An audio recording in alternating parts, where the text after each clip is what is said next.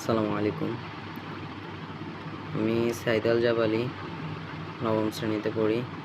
তো আমার বয়সটা তেমন বেশি না, অনেক ক্ষুদ্র, অনেক অল্প বয়স। কিন্তু রাজনীতিবিদ কিছু কথাবার্তা বলতে চাইতেছি, নিন্দা বলতে পারে না এক হিসাবে। আমাদের বাংলাদেশে সব থেকে মনে করেন না যে মানুষ ক্ষমতা নিয়ে বেশি বাড়াবাড়ি করে, অথচ আমাদের বাংলাদেশের একটু সিকিউরিটি একটু কিছুও নেই। মনে করেন না যে আজকে যদি আমাদের বাংলাদেশে যদি একটা যুদ্ধের ডাক দেয় অন্য কোনো দেশ, আমাদের বাংলাদেশে কালকে কিছু করতে পারবে না। আমাদের বাংলাদেশের ওই ক্ষমতাটা নাই। আমাদের বাংলাদেশের প্রত্যেকটা ছাত্রকে পড়ানো হইতেছে কি ক্লাস 1 থেকে মোবাইল কে আবিষ্কার করছে, ল্যাপটপ কে আবিষ্কার করছে, জেনারেটর কে আবিষ্কার করছে, বিমান কে আবিষ্কার করছে, আরও হ্যানত্যান অনেক কিছু। কিন্তু এটা যে আমরা নিজেরা যে কিছু একটা আবিষ্কার করবো, ওইটা আমাদেরকে কিছুই শেখানো হয় নাই। সো আমরা এটা কখনো কিছু করতেও পারবো না। আমাদের বাঙালি যতটুকু বলবো, যতটুকু আছে মুখেই পটর পটর, কাজে কিছু নেই। একদল আসবে, একদল তারা একটু উন্নয়ন করে আবার আরেক দল পিড়াপিড়ি করে আবার আসবে, আবার আরেক দল, এভাবে চলতেছে। অনেক মানুষ বলবে এই দল এত উন্নয়ন করছে, এই দল এত উন্নয়ন করছে। ভাই, সব দলে উন্নয়ন করবে, কারণ উন্নয়ন না করলে নেতা খেতারা টাকা কীভাবে খাবে? একটা সাপোজ উদাহরণ দিয়ে, একটা রাস্তার জন্য যদি 30 কোটি টাকা যদি বাজেট করা হয়, ওই 30 কোটি টাকা ওইখানে 10 কোটি টাকা দিয়ে দেখা গেছে রাস্তাটা করে, 20 কোটি টাকা দিয়ে 20 কোটি টাকা তার পকেটে ঢুকে যায়।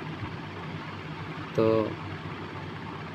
বিভিন্ন রকমের মনে করেন এক্সাম্পল দিলাম।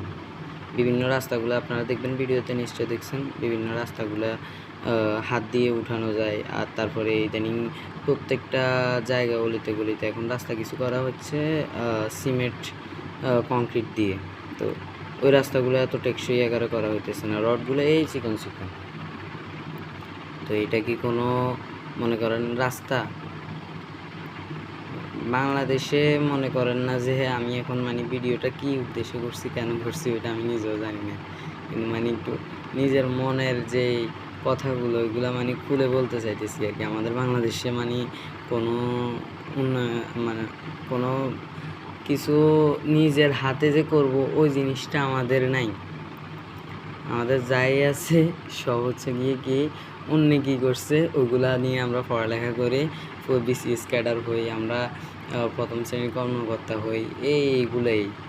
আর কিছু একটা প্রয়োজন হলে আমরা ওইটা বাইরের দেশ থেকে মোটা আকারে টাকা দিয়ে আমরা কিনে আনি। আর ইভেন আমাদের দেশে যদি কেউ যদি ভালো কিছু করতেও পারে, কিন্তু তার জন্য ওই বাজেটটা করা হয় না, তাকে ওই সুযোগ সুবিধা করে দেওয়া হয় না। তাই সে কি করে, সে দিন শেষে বিদেশে পাড়ি জমায়, আর সে ওই কাজটা ওই বিদেশের উন্নয়নের খাতে কাজে লাগায়। আমাদের বাংলাদেশে দিন শেষে কিছু আসে না। এত কিসের ক্ষমতা, কিসের এত সম্মান, কিছু দেখতেছি না তো আমি। আর বর্তমান বাংলাদেশ যুব সমাজের বেশিরভাগই বিদেশ যাওয়ার জন্য পাগল হয়েছে।